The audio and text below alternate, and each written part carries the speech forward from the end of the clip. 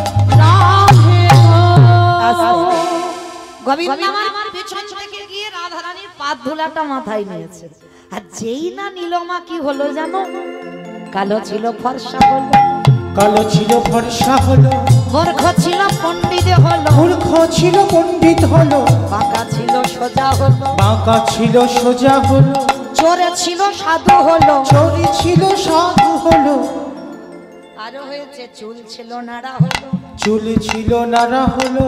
মানে একটা নারীর পাপ ধুলা নিয়ে ভগবানের একটা একটা রূপ পরিবর্তন করছে।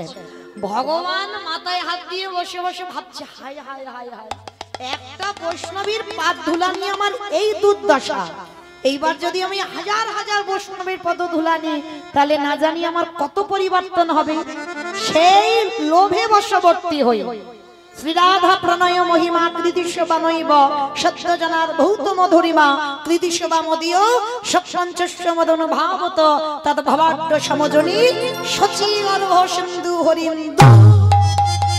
সেই গোবিন্দের গো আর শ্রীমতী রাধা রানীর রানী আজ গোড়া হয়ে নদী কাটায় এলো। এই কলি মাধুরী গোড়া হয়ে যারা বৃন্দাবন গেছো, যারা নবদ্বীপ গেছো, দুটো দর্শন যাদের হয়েছে তারা ভালো করে জানবেন, হাজার বৈষ্ণব যদি পেতে হয় বৃন্দাবনে পাবে না, হাজার বৈষ্ণব পেতে গেলে নবদ্বীপে আসতে হবে, তাই না? ভগবান বলছে এখানে তো হাজার হাজার বৈষ্ণব মিলবে না, তাহলে আমাকে বাংলার মাটিতে যেতে হবে। তাই লোভে পড়ে বৈষ্ণবদের পদধূলা মাপবে বলে আজকে নদিয়ায় এসেছে, আর এসে ভগবান তো চাইলে পাবে না ওই সম্পদ। কি গো মা, ভগবান যদি এখানে এসে বলে ভাবলে একটু পাদ ধুলা দাও, দিতে রাজি হবে? ওরে বাবা, আমাকে তো নরকে যেতে হবে, আমি দিতে পারবো না। তাহলে ভগবান বলল আমাকে চুরি করতে হবে। বৃন্দাবনে তো অভ্যাস একটু রয়ে গেছে বাবা, চুরি করা স্বভাব। তা ভগবান ভাবছে আমাকে চুরি করতে হবে। কি করে চুরি করব? চাইলে যেটা পাওয়া যায় না, কায়দা করে চাতুরালি করে, চালাকি নয়, চালাকি আলাদা বাবা, চালাকিটা পাপের মধ্যে পড়ে, কিন্তু চতুর এটা পাপের মধ্যে পড়বে না। ভগবান চাতুরালি করলো, ভক্তের পাদ ধুলা নেব কি করে? যারা নবদ্বীপ গেছো সব পায়ের ধুলাগুলো তো সেখানে আছে, আর ভগবান ধুলায় গড়াগড়ি যায়, আর গড়াগড়ি হই ওই ভক্ত পদ ধুলা। মানে রাস্তায় গেল কখনো যায়নি, ওই আওয়াজে রাস্তায় যায়নি, একটু জোরে। আচ্ছা মা, এইটা মুর্শিদাবাদ তো? আচ্ছা, এই মুর্শিদাবাদে শাশুড়ি বৌমাতে ঝগড়া টগড়া হয়? হয়, বাহ, মানে সত্যবাদী যুধিষ্ঠির হয়, বেশ। তাহলে এই যে শাশুড়ি বৌমাতে ঝগড়া হলে যে গলাটা বার হয়, একটু বের করো তোমা দেখি।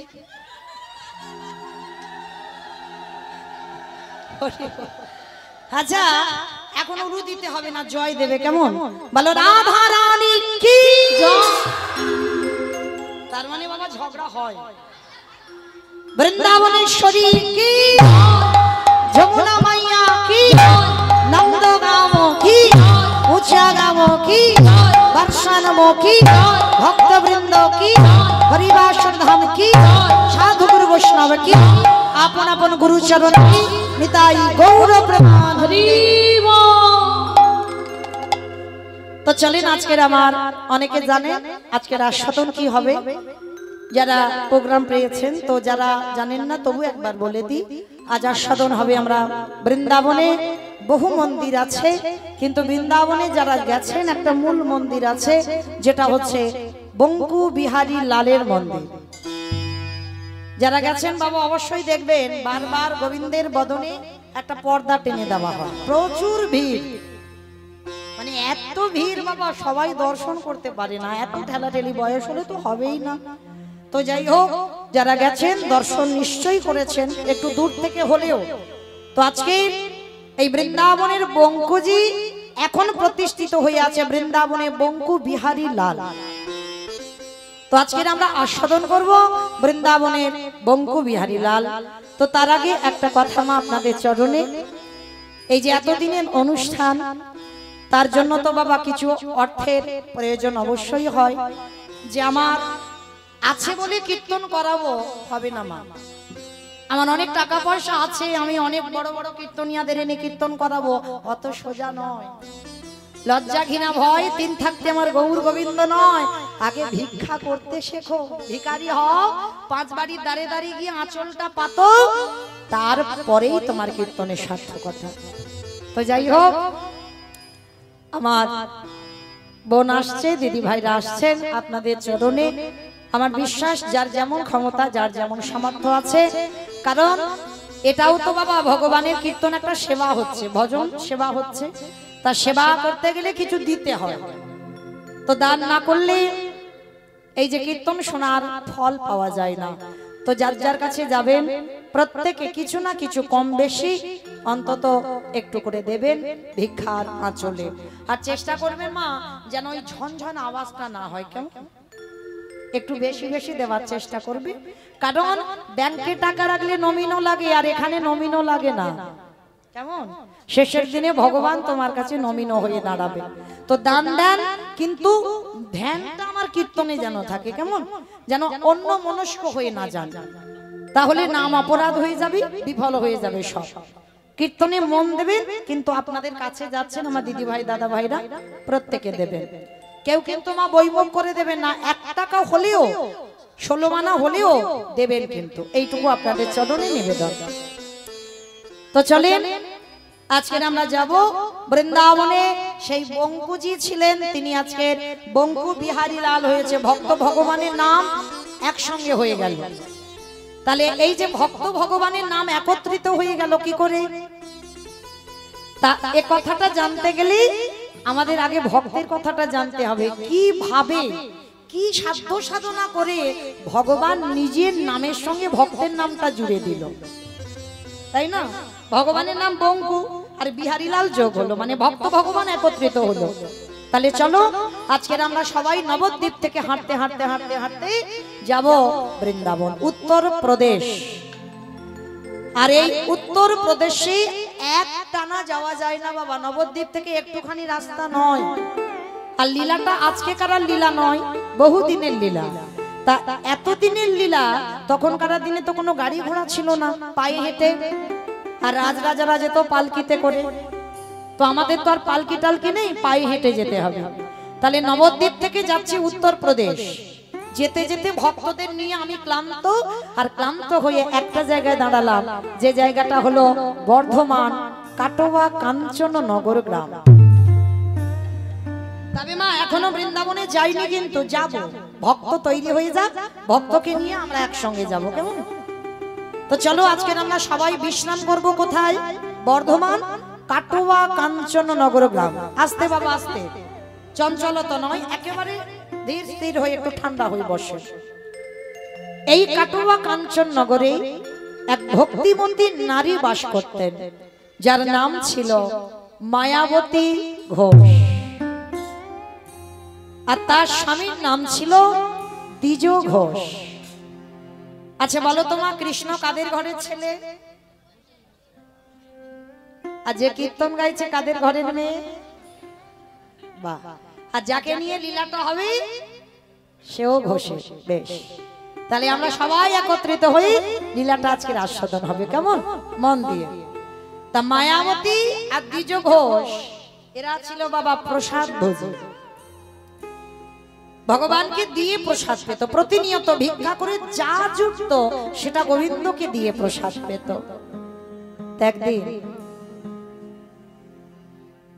মায়াবতী স্বামীর দুটো চরণ ধরে, যে নারী জীবনে কোনোদিন কিছু চাইনি আজকে চাইছে, স্বামীর দুটো চরণ ধরে বলছে, স্বামী একটা কথা বলবো। কি কথা গো মায়া?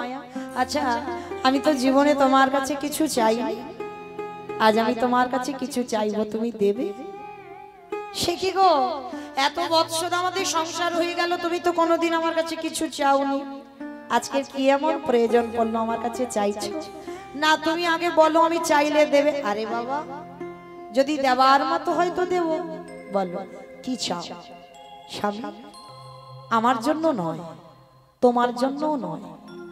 যা বাবা, এখন সংসারে তুমি আর আমি ছাড়া তো কেউ নেই, তাহলে তুমি কার জন্য চাইছো?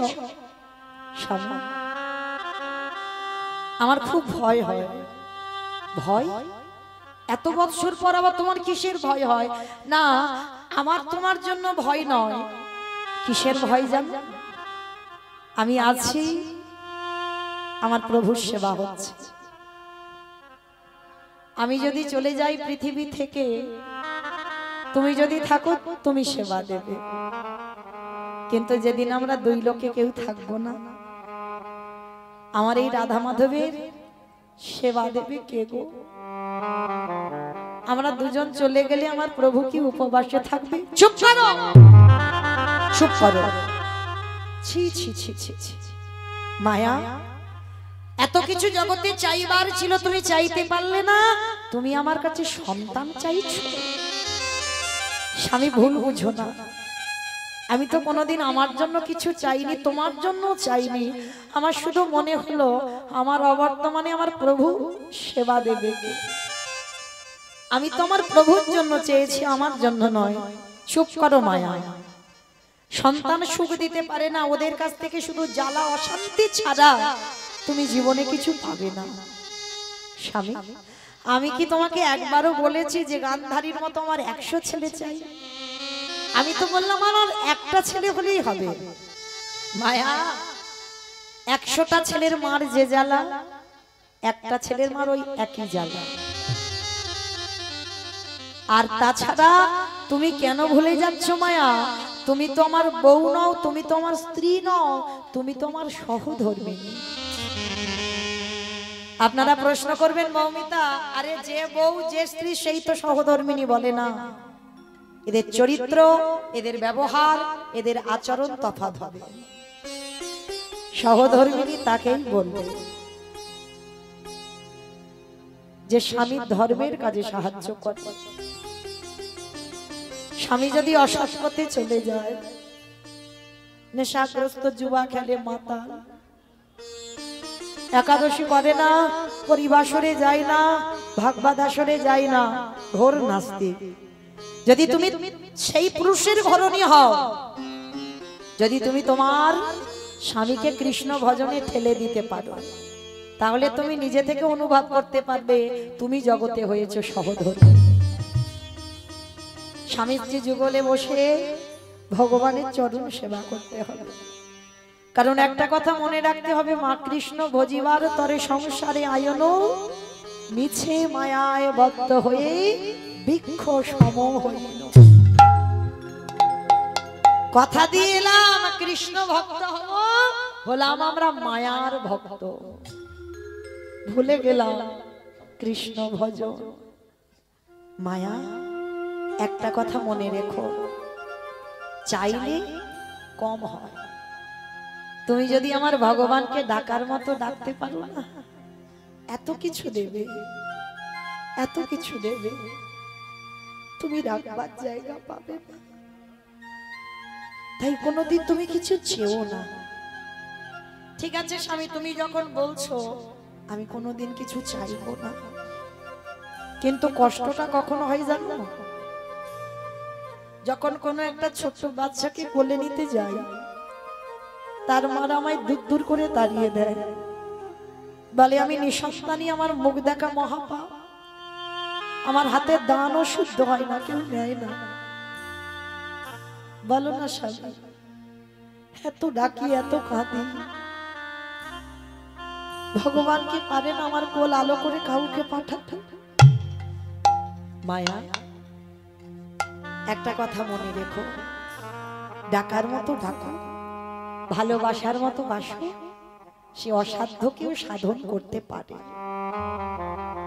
যে গাছে ফুল ফোটে না সে গাছেও ফুল ফোটাতে পারে, মরা গাছ সে বাঁচাতে পারে, যে নদী শুকিয়ে যায় সে নদীতে আবার উজান বওয়াতে পারে। শুধু ডাকার মতো ডেকে যাও, কিন্তু ফলের আশা নিয়ে নয় যে আমি পাবো, শুধু ভজন করে যাও, সময় মতো দেখবে তার কৃপা যদি হয় ঠিক পেয়ে যাবে। ঠিক আছে স্বামী, আমি কথা দিলাম তোমাকে ছুঁয়ে জীবনে আর কোনোদিন ভগবানের কাছে চাইবো না। বাহ, প্রতিদিন স্বামী স্ত্রী বসে বসে ভজন সাধন করে, কিন্তু মায়াবতী আর কোনোদিন ভগবানের কাছে মুখ ফুটে বলে না তোমার সেবার জন্য আমার একটা সন্তান দাও, কোনোদিন বলে না, মনের কথা মনে রেখে দেয়, ভজন সাধন করে যায়। একদিন মায়াবতীর চোখের জল ভগবানের চরণে পৌঁছে গেল, আর ভগবানের চরণে যখনই পৌঁছে গেল, ভগবান একদিন দৈববাণী করে উঠল, মায়াবতী তোমার কোল আলো করে আমি একটা সন্তান পাঠাবো, তবে তার বিনিময়ে তোমাকে একটা পরীক্ষা দিতে হবে। পরীক্ষা? কি পরীক্ষা? সন্তান তুমি গর্ভে পাবার পর তোমাকে বেছে নিতে হবে, সন্তানকে যদি তুমি বাঁচিয়ে রাখতে চাও, চিরজন্মের মতো তোমার স্বামী মারা যাবে, আর যদি তুমি তোমার স্বামীকে বাঁচাতে চাও, চিরজন্মের মতো তোমার গর্ভের সন্তান গর্ভেই মারা যাবে। চিৎকার করে বলে উঠল, দয়ামা দয়ামা,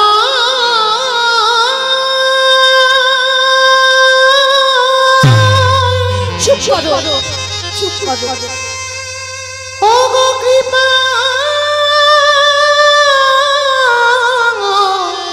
কৃপা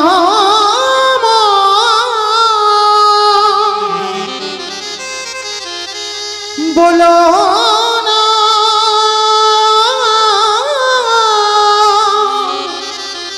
ও গো দয়া,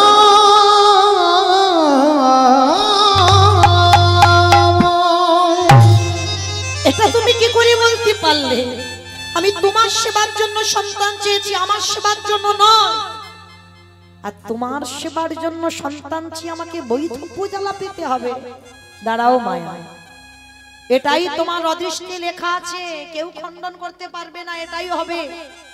যাই সাধনা করো না কেন, তুমি সন্তানকে বাঁচাতে গেলে স্বামী মারা যাবে, স্বামীকে বাঁচাতে গেলে সন্তান হারাতে হবে। বলো মায়া, তুমি কাকে চাও? যাকে চাইবে আমি তোমার কাছে তাকেই রেখে দেব। বলেন মায়ের, একটা নারী জীবনে কত বড় পরীক্ষা, এত বড় পরীক্ষার মুখে একটা নারীকে দাঁড়াতে হলো, একদিকে স্বামী, একদিকে সন্তান। আচ্ছা বলেন তো মা, আপনারা কাকে বেশি ভালোবাসেন? সন্তান। বাহ। আর কেউ? আর কেউ বাসো? দুজনকে দুজনকে। এটা তো মন রাখা কথা হলো, সবাই সন্তান। স্বামী, আবার কেউ কেউ স্বামী স্বামী বলছে কিন্তু মুখ ফুটে বলতে পারছে না। আবার কিন্তু কেন বলতে পারছে না জানো? হয়তো তার স্বামী কোথাও বসে দেখছে কিন্তু তার বউয়ের দিকে, দেখি ও কি বলে। আর যদি একবার বলে ছেলে ভালোবাসি, কালকের মৌমিতার কীর্তন শোনার ব্যবস্থা করে দেবে, কাল আর আসতে দেবে না। হরি বল। তবে মনে রাখতে হবে মা, এইখানে কেউ কারোর স্বামী নয়, কেউ কারোর ভাসুর নয়, কেউ কারোর শ্বশুরও নয়। এখানে আমাদের একটাই পরিচয়, আমরা সবাই হলাম কৃষ্ণ চরণের দাস। আর কোন জাতেরও বিচার নয়, একটাই চরণে, ওই কৃষ্ণ চরণের দাস আমরা। কোন নারী পুরুষও ভেদাভেদ নয়। এখানে যে কথা বলতে হবে মা ভেবে বলতে হবে। বেশিরভাগ মা বলবে যদি ভোট করা যায় না সন্তান ভালোবাসি, তবে স্বামী ভালোবাসি না না, স্বামী যদি 19 হয় সন্তান একটু বেশি হবে, 20 একটু বেশি হবে। সে যে যতই বলুক না কেন আমি স্বামী ভালোবাসি না, তোমার হৃদয়কে মনকে প্রশ্ন করবে একটু তুমি ছেলেকে বেশি ভালোবাসো কেন? যে মা 10 মাস গর্ভে যাতনাটা পেয়েছিস সে মা জানে এই নারীর বেদনাটা কতটা। তো আজকের মায়াবতী এক বাক্যে বলেছিল তুমি আমার সন্তানকে দাও কেন? এ তো আমার সেবার জন্য নয়, আমি তোমার সেবার জন্য চেয়েছি। তাহলে তোমার সেবার জন্য যদি আমাকে বৈধব্য জ্বালা পেতে হয়, আমি হাসতে হাসতে মেনে নিলাম। আমি বৈধব্য জ্বালা পেয়ে এইটুকু তো জানবো আমি কষ্ট পেয়ে আমি মরার আগে তোমাকে সুখী করে গেছি। তাই দাও, আমার স্বামীকে কেড়ে নিয়ে আমার সন্তানকে দাও। ভগবান চমকে উঠল, মায়াবতী তোমার এত ত্যাগ আমার জন্য?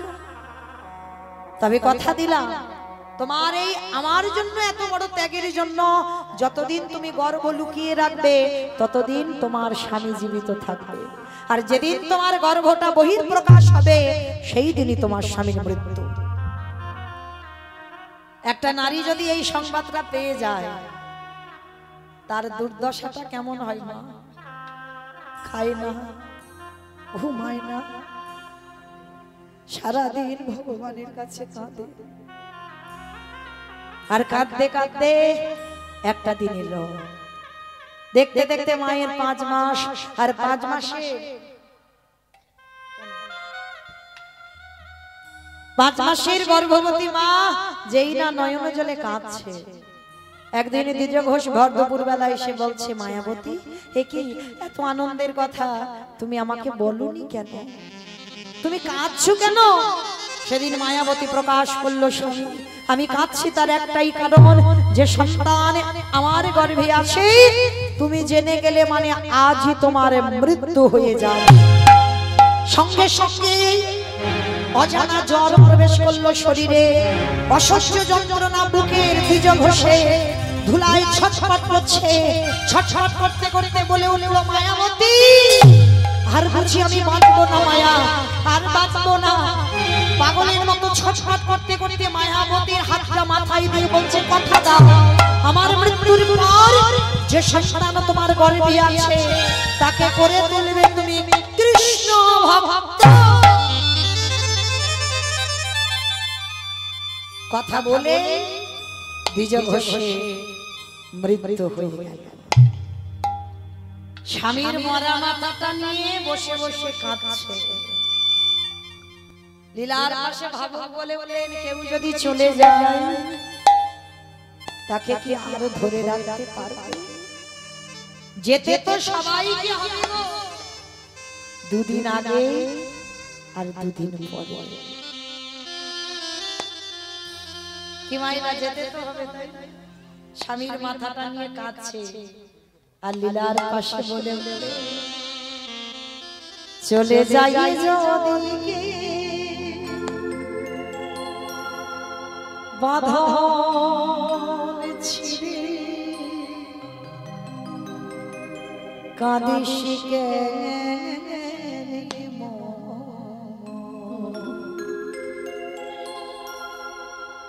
ভাঙা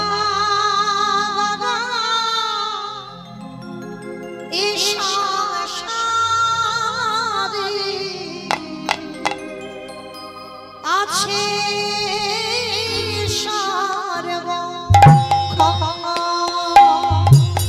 ওরে ভাঙা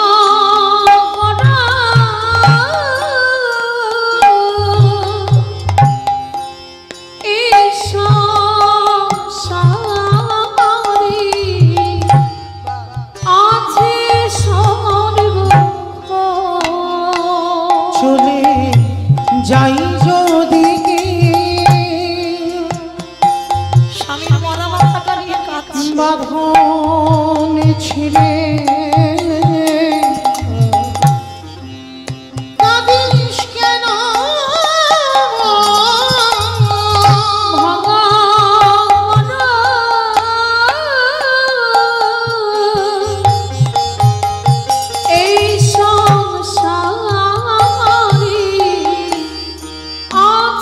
সমর হাসির পরে কান্না আসে দুঃখের পরে আধার রাতে পরে দেখবি আলোর মুখ। হাসির পরে কান্না আসে দুঃখের পারে আধার রাতে পারি যে তুই দেখবি আলোর মুখ। যাই না বলা কারোর কাছে ভাগ্যের লিখন ভাঙা গড়া সংসারে আছে সবার বোকা ওরে ভাঙা গড়া আছে সবার বোকা ওরে ওরে তুমি কেড়ে নিও না কেড়ে নিও না ওগো দয়া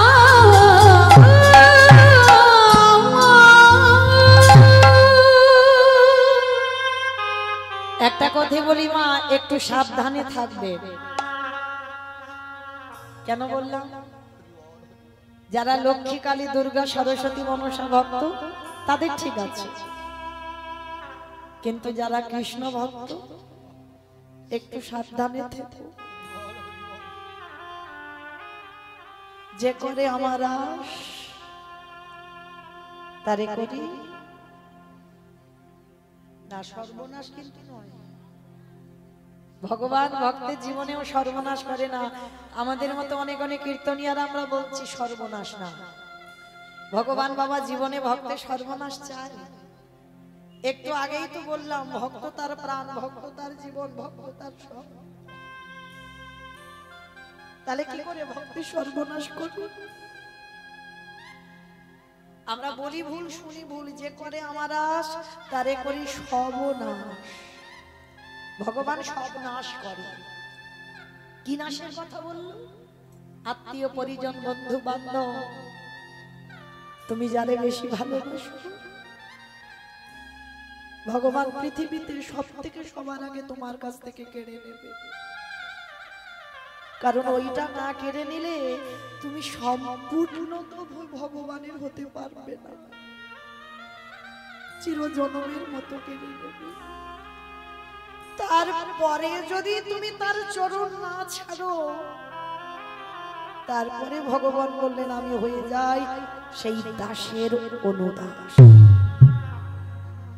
তাহলে কৃষ্ণ ভক্ত হলে মরার আগের দিন পর্যন্ত মাতাকে কাঁদতে হবে আর যার জীবনে যত দুঃখ থাকবে কষ্ট থাকবে ব্যথা থাকবে অভাব থাকবে মনে রেখো কৃষ্ণ থাকে বলে কৃষ্ণ আছে বলে তোমার জীবনে এত কষ্ট আর যার জীবনে কোনো কষ্ট নেই জ্বালা নেই ব্যথা নেই তার জীবনে কৃষ্ণ নেই দুঃখ থাকলে জানবে কৃষ্ণ আছে বলে তোমার এই দুর্দশা তো আজকের মায়াবতী চলে গেল চিরজনমের মতো গর্ভবতী 5 মাস গ্রামের লোকজনেরা এসে বলে উঠলো তুই বিচারিনী কলঙ্কিনী অসতী কি গো মীরাবাইকে বললো না আমার রাধারানীকে বললো না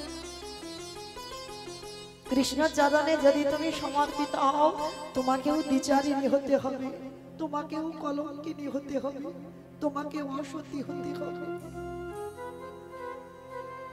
আজকের মায়াবতী বসে বসে কাঁদছে গ্রামের লোকজনেরা সব এসে বলে উঠলো তোর এই গর্ভে পাপের কথা শুনেই তো তোর স্বামীটা মরল তাহলে স্বামীটাকে খেলি গর্ভে যে পাপটাকে ধরেছিস তারও খাবি আবার আমার বাড়িতেও আসবি যার বাড়িতে যাবি তার বাড়িতে খাবি একে বের করে দাও গ্রাম থেকে সবাই মারতে মারতে গ্রামের বাইরে বের করে দিল মায়াবতী কাঁদে আর বলে দয়াময় দুঃখ দাও, জ্বালা দাও, যন্ত্রণা দাও, সব দাও, আমি সুখ কোনোদিন চাইনি, দুঃখই দাও, কিন্তু সহ্য করবার মতো ক্ষমতাটুকু আমায় একটু দিয়ে রেখো। আমি যেন যে দুঃখটা তুমি দেবে আমি যেন সহ্য করবার ক্ষমতাটুকু রাখতে পারি।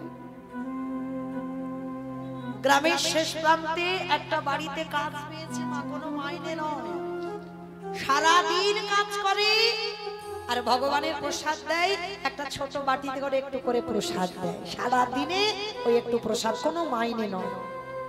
মায়াবতী ভাবলো আশ্রয় তো একটু থাকতে হবে, কারণ আমি আমার মরা স্বামীকে কথা দিয়েছি আমার গর্ভে যে আছে তাকে আমি কৃষ্ণ ভক্ত করব। দেখতে দেখতেই লোকের বাড়ি কাজ করতে করতে মায়াবতী 10 মাস 10 দিন, আর এই 10 মাস 10 দিন বয়স যখন হলো, শুভ দিন শুভক্ষণে ছেলেটা জন্ম হলো।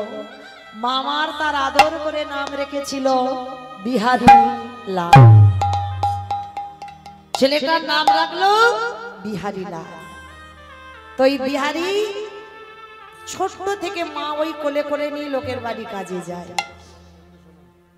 তো আজকে ছেলেটাকে একটু বড় হয়েছে, মা রেখে কাজে যায়, আর মা যা আনে ছেলে যখন বড় হয় মা ওই ছোট একটু বাটিতে মা ছেলে দুজনে ভাগাভাগি করে খায়। ছেলে যত বড় হয় তার তো খিদে বাড়ে, মা কত রাত খায় না, ছেলেকে বলে বাবা আজ আমার খিদে নেই, তুই খেয়ে নে। ও মা তুমি খাবে না? না বাবা আজকে আমার শরীরটা ভালো নেই। মা তো ওই যেন বলে যাই গো, যার মা চলে যায় তার সব চলে যায়।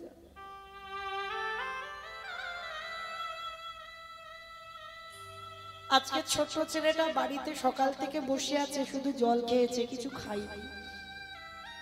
ভগবান মনে মনে ভাবছে দেখি একবার ভক্তকে ঘষে মেজে নিয়ে তো দেখি। শ্যাকরা যেমন সোনাকে ঘষে নেয়, ভগবান ভক্তকে ঘষে নেয়। তো আজকের ভগবান পরীক্ষা করেছে, যে বাড়িতে কাজ করে মা সে বাড়িতে আজকে আত্মীয় বাড়িতে যাবে, ভগবানের ভোগ লাগায়নি, কিছু প্রসাদ দেয়নি। মায়াবতীকে বলছে মায়া আজকে কোথা থেকে প্রসাদ একটু জোগাড় করে নিস খাবার, আমার বাড়িতে আজকে কিছু অন্ন চলবে না। মায়াবতী মনে মনে ভাবছে কেউ তো দেবে না আমায় কিছু খেতে, কে দেবে? সারাদিন ছেলেটা বাড়িতে বসে আছে, মনে মনে ভাবছে মা বিকাল বেলা একটু খাবার আনবে খাবো। ছেলেটা রাস্তার ধারে তাকিয়ে বসে আছে, আর মা আমার শূন্য হাতে ঘরে ফিরছে। ছোট্ট ছেলেটা ছুটতে ছুটতে মার কোমরটা গিয়ে জড়িয়ে ধরেছে। ওমা মা গো, ও মা কি খাবার এনেছো? মা সকাল থেকে বসে আছি, খুব খিদে পাচ্ছে। ও মা কি এনেছো? মা ছেলেটাকে কোলে করে নিয়ে বলছে খোকা আজকের একটা কাজ কর, তুই বরং একটু জল খেয়ে রাতটা কাটিয়ে দে না বাবা। ও মা সেই সকাল থেকে শুধু জল তোই খেয়ে আছি, কিছু তো খেতে পারছি না। ও মামা বড্ড খিদে পেয়েছে, দাও না আমায় কিছু খেতে, আমার উদর যে জ্বলছে, সকাল থেকে কিছু খাইনি। মা মনে মনে ভাবলো আমি আছি বলে আমার ছেলেটার এত কষ্ট, আমি যদি ওর কাছ থেকে চলে যাই গ্রামের লোকরা ভাববে ও অনাথ, অনাথ ভেবে কিছু খেতে অন্তত দেবে। তাই করি আজকে রাত্রিবেলা ছেলেটাকে ছলে বলে ওকে একটু ঘুম পাড়িয়ে আমি ওই গঙ্গার জলে ঝাঁপ দিয়ে প্রাণ ত্যাগ করব। ছেলেটাকে কোনো রকমে একটু ভালোবেসে আদর যত্ন করে কোলের কাছে রেখে মাথায় হাত বুলাচ্ছে, খোকা একটু রাতটুকু কাটাতে দে। আমি বলছি কাল সকালবেলা দেখবি তুই এত এত খাবার পাবি না, খেয়ে খেতে পারবি না, আজকে রাতটুকু একটু কষ্ট করে। ও মা বড্ড খিদে পেয়েছি, একবার বলো না কি খাবো? বলেন তো মা, সন্তান যদি মায়ের কাছে খেতে চায় আর মা যদি কিছু দিতে না পারে তার থেকে কি মৃত্যু সেও নয়? আমার মনে হয় তার থেকে মৃত্যুটা অনেক ভালো।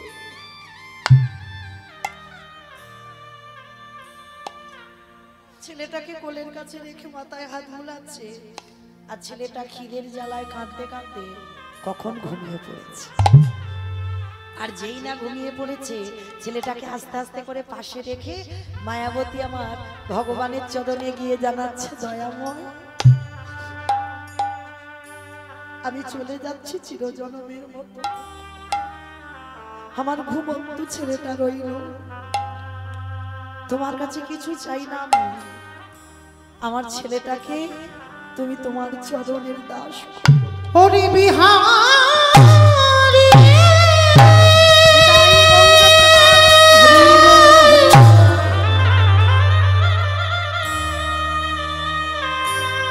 আমি চলে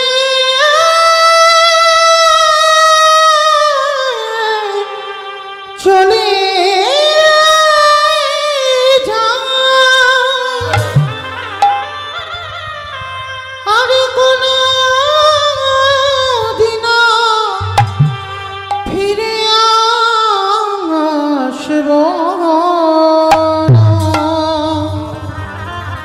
আমি চলে যাই হরি বিহারী।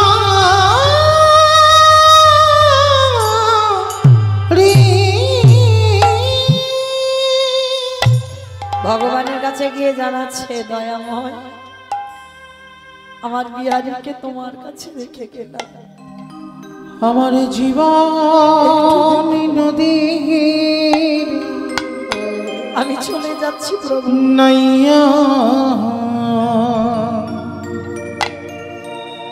আমার ভাবের খেলা সঙ্গ হলে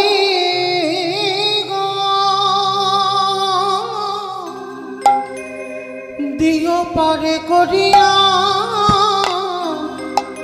আমার জীবন নদীর নাইয়া আমার জীবনে নদী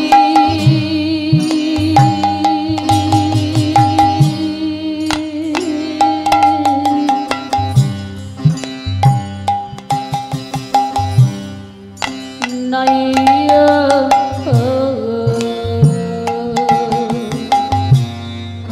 আমার ভাবের খেলা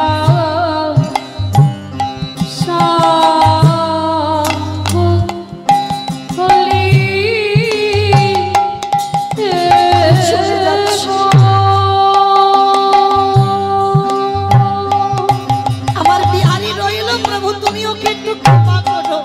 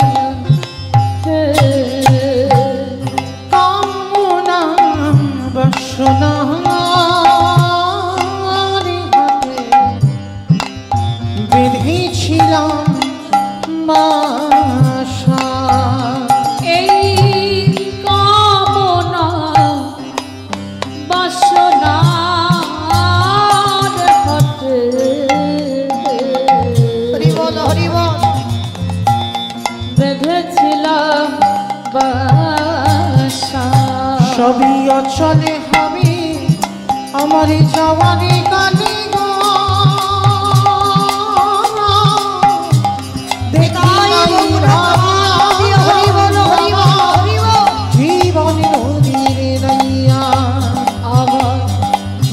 নদী নাইয়া দয়া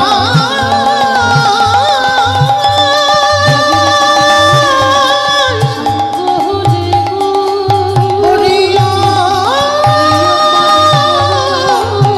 দয়া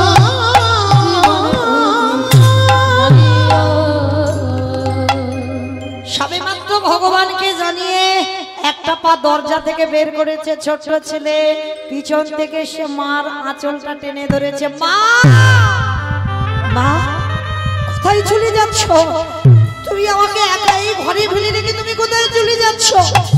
ও মামা, আর জীবনে আমি খেতে চাইবো না, আমি জীবনে বলবো না আমার খিদে পেয়েছে, কিন্তু তুমি আমায় ফেলে রেখে চলে যাবো না। তুমি চলে গেলে কে আমাকে খাওয়াবে, কে আমাকে ঘুম পাড়াবে, আমি কার কাছে থাকবো? আমি কথা দিচ্ছি মা, কোনোদিন আমি খেতে চাইবো না, কিন্তু তুমি চলে যাবো না। মা আমার ছেলেটাকে বুকে জড়িয়ে ধরে বললো, খোকা আমি যাব না, আমি কোথাও যাব না, তোর ইচ্ছে কোথাও যাব না। মা, আমি খেতে চেয়েছি বলে তুমি আমাকে ফেলে রেখে চলে যাচ্ছ? ও মামা, একটা কথা তোমার কাছে জানতে চাই, তুমি তো এত আমার কৃষ্ণকে ভালোবাসো, মা পাশের বাড়ি বন্ধুদের দেখি তারা তো গোটা গোটা চালের অন্ন পায়, গোটা গোটা চালের ভাত খায়। ও মামা, ও মা, বলো না আমরা কি কোনোদিন গোটা চালের ভাত খেতে পারবো না? আচ্ছা সেটা নাই বা হলো, কৃষ্ণ কি পারে না আমাদের একটু বড় লোক করে দিতে? চুপ চুপ, যা বলার বলেছিস খবরদার। আর দ্বিতীয় দিন কোনোদিন আমার কৃষ্ণের কাছে বড় লোক হতে চাইবি না। বড় লোক হলে কৃষ্ণ ভুলে যায়। যত গরিব থাকবি তত আমার কৃষ্ণকে ভালোবাসতে পারবি, এটা বাস্তব মা, মিলিয়ে নেবেন। কাউকে উদ্দেশ্য করে বলছি না, এটা হবে, হতে বাধ্য। যখন আপনি গরিব থাকবেন, একটা কুঁড়ে ঘর, একটা ঘর, অনেক শান্তিতে থাকবে। অনেক অনেক লোকজন এলেও একটা ঘরে দেখবে ঠিক গুলিয়ে যাবে। ভগবানের কাছে চাইবে, ভগবান তো দু হাত পেতে আছে, চাইলেই দেব। একতলা হলো, আত্মীয় স্বজন আসছে, অসুবিধা হচ্ছে, দোতলা হোক, দোতলা হলো, তিনতলা হলো, ঘর বাড়ি সব দিল, কিন্তু এই সব পেতে গিয়ে তুমি কৃষ্ণ ভুলে যাচ্ছ। ভগবান বলল চাইলে আমি দিলাম, কিন্তু দেখ পেয়ে আমায় হারিয়ে ফেলছিস। দিয়ে ধর, বুঝে মন, হরে নিতে কত। তাই সবার কাছে নিবেদন, ভগবানের কাছে যদি কোনোদিন কিছু চাইতে হয়, একটা জিনিস চাইবে, কৃষ্ণ আমি যেন সারা জীবন কাঙালি হয়ে আমি যেন কৃষ্ণ বলে কাঁদতে পারি।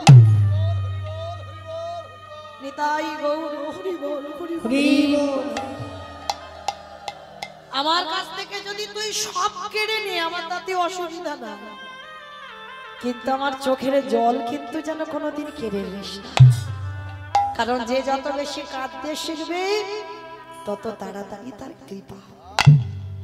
চোখের জলে তুমি হৃদয়ের অহংকার, হৃদয়ের বাসনা ধৌত করে দাও, আর যত ধৌত করে দেবে তত কৃপা হবে।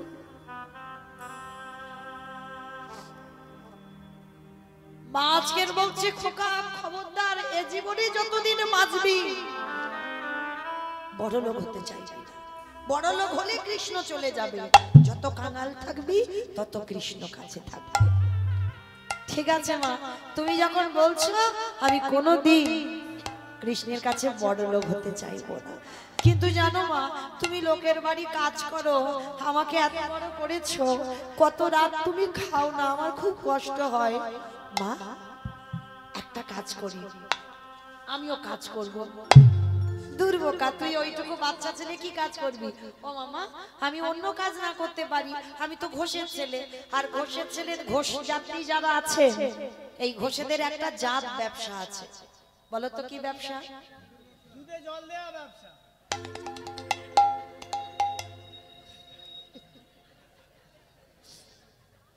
ওইটাকে আমাকেই বললো না, আমার বাবা দেয় না, কারণ আমার বাবা দুধের ব্যবসা নয়, ছানার ব্যবসা। সে জল তো দিতেই হবে, কারণ হিসাবটা কি দুধের হবে? মা দুধের হলে নয় হতো, ছানার হবে।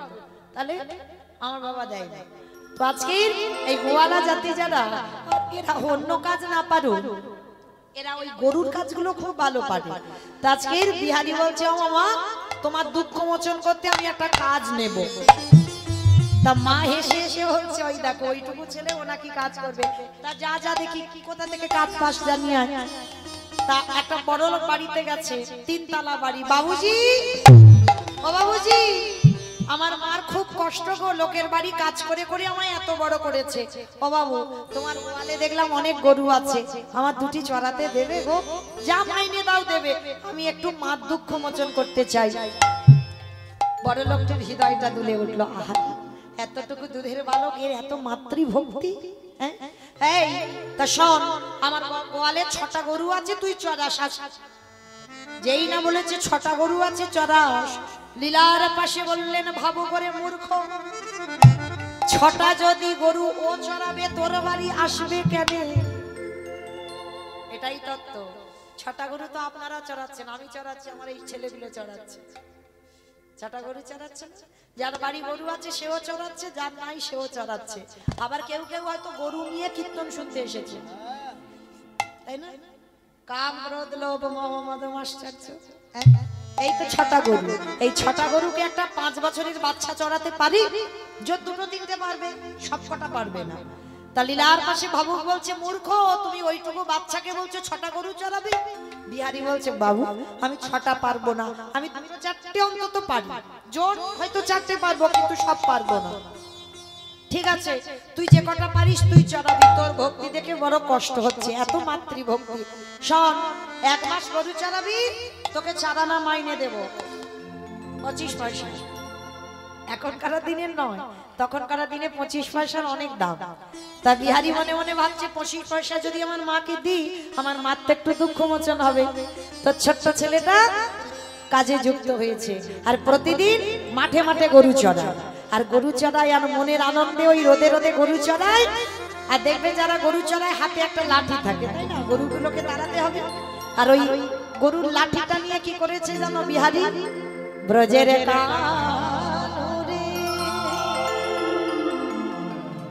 বীজ ভালো, মাটি ভালো, ফসল তো ভালো হবে। কি মা ভুল বললাম? বীজ ভালো, মাটি ভালো, ফসল তো ভালো হবে। বাবা হলো বীজ, মা হলো ক্ষেত্র বা মাটি, আর ফসলটা তোমার বিহারি লাল।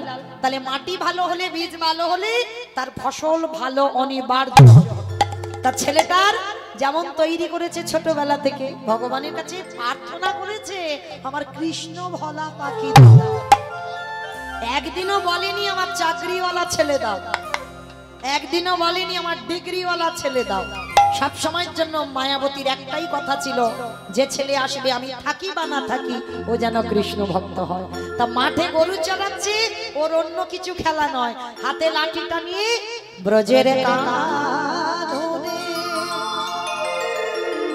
কোন দুঃখে তুই রাজা হলি দ্বারকা। উলুধ্বনি বাইরা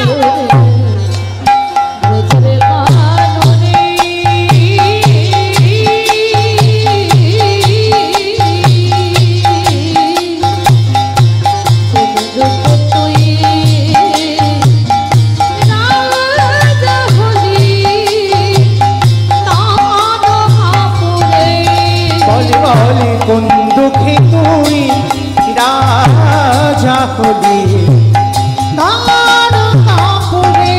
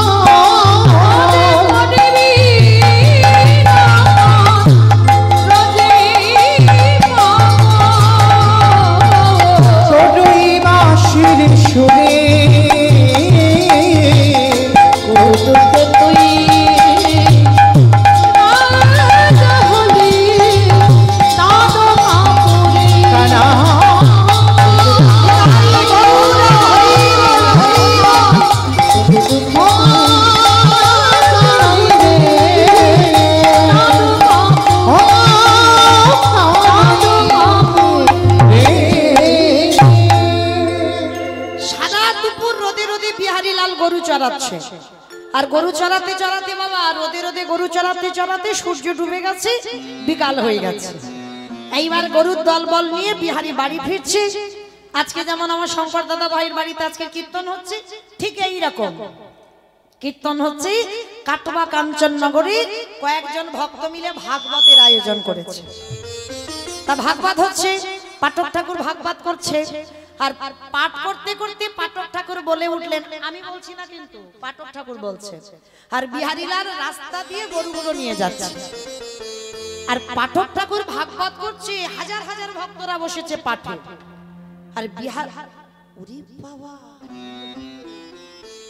কত ভক্ত ওখানে বসে আছে, কত লোক। ওইখানে কি হচ্ছে বলো তো? যা হয় একটু দাঁড়িয়ে দেখি কি হয়। গরুগুলোর মুখে জালতিটা দিয়ে ছেড়ে দিয়েছে, সব চলে গেছে। আর বিহারী রাস্তায় দাঁড়িয়ে আছে। আর সেই সময় পাঠক ঠাকুর পাঠের মধ্যে দিয়ে বলছে, জানো মায়েরা, বৃন্দাবনে কৃষ্ণ নামে একটা বড় লোকের ছেলে আছে, তার নবলক্ষ ধেনু আছে, তার 24 জন বন্ধু আছে। আর জানো ওই ছেলেটাকে যদি একবার কেউ ভালোবাসতে পারে, কিছু চাইতে লাগে না, এত কিছু দেয়, এত কিছু দেয়, ঘরে রাখবার জায়গা থাকে না। ছোট্ট বালক, সোজা সরল, কোনো ঘোর প্যাচ নেই মনে। ওই বিহারি দাঁড়িয়ে দাঁড়িয়ে, ওরে বাবা, ভালোই হয়েছে। কেন আমি মরতে চারানা মাইনের কাজ করব? হ্যাঁ, কাজ যদি করতে হয় আমি কৃষ্ণের বাড়ি কাজ করব। ওই দেখো বললো নবলক্ষ ধেনু, আমি 2-4টে ছড়াবো। বললো 24 জন বন্ধু, আমাকে নিয়ে নয় 25 জন হবে। আবার বললো নাকি একটু ভালোবাসলে এত কিছু দেবে, নাকি বাড়ি রাখবার জায়গা থাকে না। ভালোই হয়েছে। এই কথাটা শুনে ছুটতে ছুটতে মার কাছে গেছে। আমা, মা গো, আমি আর কালকে থেকে কাজে যাব না। কেন? আমি তো জানতাম তুই পারবি না। না পারবো না নয়, ওই কম টাকার মাইনে আমি কাজ করব না। ওরে বাবা, ওইটুকু দুধের গলা টিপলে দুধ বাড়াবে, সে বলছে ওইটুকু টাকায় কাজ করব না। এই তোর আবার কে বেশি মাইনে দিল শুনি? বলে পেয়েছি নতুন একটা চাকরি। কোথায়? হাইচা। কি বললো জায়গাটার নাম? কি বললো? ও মনে পড়েছে, জায়গাটার নাম হলো বৃন্দাবন। কোথায় কাজে যাবি? বৃন্দাবন। বৃন্দাবনে একটা বড় লোকের ছেলে আছে, যার নাম কৃষ্ণ। তুমি তো পড়াশোনা জানো না, কি জানবে? মাকে বলছে ছেলেটার নাম কৃষ্ণ। আর জানো তার নবলক্ষ ধেনু, 24 জন বন্ধু। আমি কিছু চড়াবো গরু বাছুর, আমাকে নিয়ে 25 জন হবে। আর জানো মা, আমি যেখানে চাকরি করতে যাব, তাকে নাকি ভালোবাসলে এত কিছু দেবে, বাড়িতে নাকি রাখবার জায়গা থাকবে। আমা, তোমার দুঃখ মোচন হয়ে যাবে, তোমার লোকের বাড়ি কাজ করতে হবে না। ওই জন্য তো আমি কৃষ্ণের বাড়ি কাজে যাব। মা, আমি ভালো করিনি বলো? হায় হায় হায় হায়, এই কিরকম পাগল ছেলে দেখো। আরে বোকা, ওটা তো লীলা। কৃষ্ণ 125 বছর বয়সী জরাব্যাধির তীরে তিনি দেহত্যাগ করেছে। কৃষ্ণ আর বৃন্দাবনে নেই। না, তুমি জানো না বৃন্দাবনে কৃষ্ণ আছে। কি মুশকিলে পড়েছি বলো দিন এই পাগল ছেলের পাল্লা। হ্যাঁ, ও বলছে নাকি কৃষ্ণ বৃন্দা। আচ্ছা ঠিক আছে, তুই মনে করছিস তোর মা মিথ্যা বলছে? তো যে পাঠক ঠাকুর পাঠে বলেছে, তুই তার কাছে যা, গিয়ে জিজ্ঞাসা কর। সে যদি বলে যে বৃন্দাবনে কৃষ্ণ আছে, তাহলে তুই কাজে যাবি। আর সে যদি বলে ওটা লীলা, এখন আর বৃন্দাবনে কৃষ্ণ থাকে না, তিনি দেহত্যাগ করেছে, লীলা সংবরণ হয়েছে, তাহলে তুই আমার ছেলে আমার কাছে চলে আসো। বিহারী বলছে, আমার এইটা তুমি ঠিক বলেছো। তাহলে দাঁড়াও, যাওয়ার আগে ষষ্ঠাঙ্গে মাকে প্রণাম। মা বলছে, হ্যাঁ রে খোকা, প্রণাম করছিস কেন? ও মামা, যদি ঠাকুর মশাই বলে বৃন্দাবনে কৃষ্ণ আছে, তাহলে তো ওখান থেকে আমি কাজে চলে যাব। তোমার মতো মাকে তো প্রণাম করা হবে না, ওই জন্য আগে সেরে নিচ্ছি। মা ছেলের মাথায় হাত দিয়ে বলছে, খোকা আশীর্বাদ করলাম, যে কাজে যাচ্ছিস তোর কাজ যেন সফল হয়। একটা কথা মা কান খুলে শুনে না, পৃথিবীতে সব থেকে বড় আশীর্বাদ হলো বাবা মার আশীর্বাদ। কেউ মানা না মানা সেটা যে যার ব্যক্তিগত ব্যাপার, কিন্তু এইটা গ্রন্থ বলছে সবার আশীর্বাদ, সব থেকে বড় আশীর্বাদ বাবা মা। আর মা তো অবশ্যই সবার আগে। এই মায়ের আশীর্বাদ যদি কেউ একবার পেয়ে যায় তার সব কাজে জয় জয়কার হবে, কেউ ধরে রাখতে পারবে না। সব জায়গা সে একেবারে দৌড়াতে দৌড়াতে চলবে। তা আশীর্বাদটা পেয়ে গেল, আর পেয়ে গিয়ে ছুটতে ছুটতে যাচ্ছে সেই পাঠক ঠাকুরের কাছে। ঠাকুর মশাই, এদিকে এসো।